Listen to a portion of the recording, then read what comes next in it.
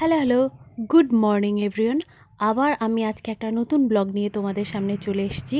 আর আজকের আমি শুরুটা করছি আমাদের এই বহু পুরানো অনেক প্রাচীন এই ক্যামেলিয়া গাছটা দিয়ে। এই ক্যামেলিয়া গাছটা প্রাচীন বললাম এই জন্যই, কারণ আমি যখন অনেক ছোট ছিলাম তখনই এই ক্যামেলিয়া গাছটা আমি আর আমার দাদা মিলে পেরেছিলাম, কিন্তু ফুল ফুটতে ফুটতে অনেক দিন সময় লেগে গেল। তো এখন এই দেখো, এগুলোকে আমরা বলি বাক্স কচু। কচুটা মা এখন কেটে নেবে গোল গোল করে। আজকে হবে বাক্স কচুর বড়া, মানে চপ। চপটা আমার মুখেই আসে না, সবসময় বড়া বড়া বড়া বড়া। আমাদের এই উত্তরবঙ্গে এই বাক্স কচুটা অ্যাভেলেবেল। এটা কিন্তু মান কচু না, মান কচুটা আলাদা, এটা আলাদা। বিভিন্ন জায়গায় বিভিন্ন নাম আছে এটা। আমাদের এখানে এটাকে বাক্স কচুই বলে। বিভিন্ন জায়গায়, আরেক জায়গায় আমি নাম শুনেছি, ওখানে এটাকে শোলা কচু বলে অনেকে। দেখো ভেতরটা আবার পচা। আসলে প্রচণ্ড বৃষ্টি হচ্ছে না, বৃষ্টিতে সব কিছুই পচে পচে যাচ্ছে। আর এই দেখো বৃষ্টি হয়েই যাচ্ছে বাইরে, এভাবেই একটু কমেছে কিন্তু তবুও হয়েই যাচ্ছে বৃষ্টি। আর বৃষ্টির জন্য বাড়িঘরের অবস্থা খুবই খারাপ। কী করবে, সব সময় বৃষ্টি, রোজ বৃষ্টি। মা এখন কচুটা ধুয়ে নিচ্ছে। বাইরে প্রচণ্ড ঝড় বৃষ্টি হচ্ছে জন্য কারেন্টও নেই। এই ইমার্জেন্সি লাইটে কোনো রকমে রান্নাবান্না করতে হবে, তাই অন্ধকার দেখাচ্ছে ভিডিওটা। এই দেখো সেম প্রসেস, মানিয়ে নিচ্ছে চালের গুঁড়ো। এবার দিয়ে দিচ্ছে পরিমাণ মতো লবণ, হলুদ গুঁড়ো আর পরিমাণ মতো জল দিয়ে এটাকে এখন গুলতে হবে।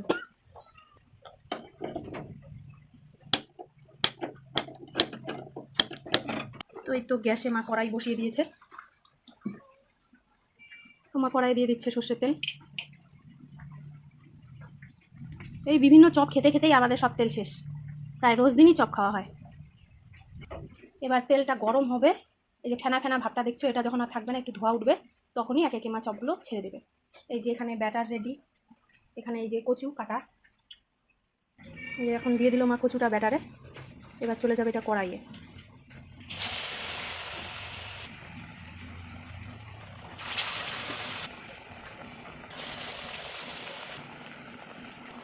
একে একে চলে যাচ্ছে।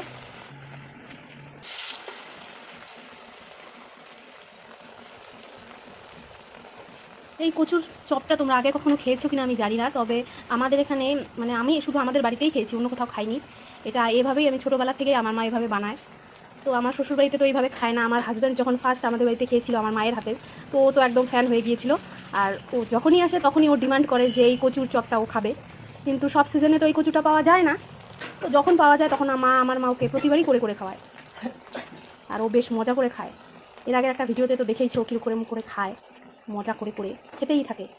তো এবার মা আবার এই যে বড়ার চপের গোটা ফ্যামিলি উল্টে দিচ্ছে। আজকে গোষ্ঠী বলা যাবে না, কারণ আজকে কম পরিমাণে, তাই বড়ার নিউক্লিয়ার ফ্যামিলি উল্টে দিল। দেখো ক্যামেরাতে না খুব সুন্দর লাগে আমার, এইভাবে টকবক করে তেলগুলো কি সুন্দর ফুটছে, দেখতে বেশ লাগে। কেন জানি না ভালো লাগে আমার এটা কড়াইয়ের মধ্যে দেখতে মোবাইলে। দেখো বৃষ্টির মধ্যে কয়েকটা আম পড়েছে, তো আমার মা কুড়িয়ে নিয়ে এলো এই বৃষ্টিতেই। কিন্তু আমগুলো তেমন ভালো না, আমাদের এদিকে আসলে আম তেমন ভালো পাওয়া যায় না। আম স্পেশাল হলো আমার শ্বশুরবাড়ির এলাকায়, এখানে আমাদের এখানে তেমন ভালো আম নেই। তো এই তিনটে আমি খাবো, স্নানের আগে খেয়ে তারপরে স্নান করবো। তো এই তো আবার আমি চলে এসেছি বড়া ভাজার এখানে। তো মা আবার উল্টে দিচ্ছে বড়া। এইভাবেই ধিমি ধিমি আছে চপগুলো বেশ ভালো হবে, ভিতরটা নরম হবে। না হলে বেশি যদি দেয় না আঁচটা, তাহলে কী হবে, উপরটা পুড়ে যাবে আর ভিতরে কাঁচাই থাকবে। আর এটা যেহেতু কচু, তো এই কচুটা সহজে আর কি সেদ্ধ হয় না। তো এই জন্যই আস্তে আস্তে ধিমি ধিমি আছে এটাকে এইভাবে ভাজতে হবে। আর এই দেখো আমাদের বাড়িতে বিশাল বড় বড় সাইজের দুটো কাঁঠাল এখানে রেখে দিয়েছে আমার বাবা।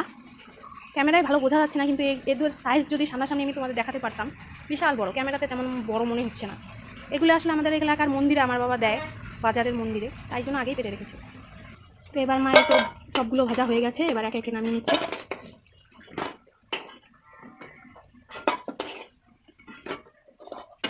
তো এক ঝাঁক ভাজা শেষ হয়ে গেছে, এবার আরও কিছু মা দিয়ে দিচ্ছে কড়াইয়ে।